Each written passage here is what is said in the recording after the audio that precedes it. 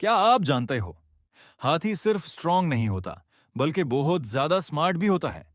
हाथी की याददाश्त कमाल की होती है। अगर कोई हाथी आपको एक दफा देख ले, तो सालों बाद भी पहचान लेता है। और फनी बात सुनो, हाथी अपनी सूंड से चीजें उठा सकता है, पानी पी सकता है और कभी-कभी अपनी शावर भी खुद ले लेता है। और हाँ, जब हाथी खुश होता है तो अपने दोस्त के साथ खेलना भी पसंद करता है। इसलिए हाथी सिर्फ पावरफुल नहीं, ये तो फुल मेमोरी मास्टर और जेंटल जायंट भी है।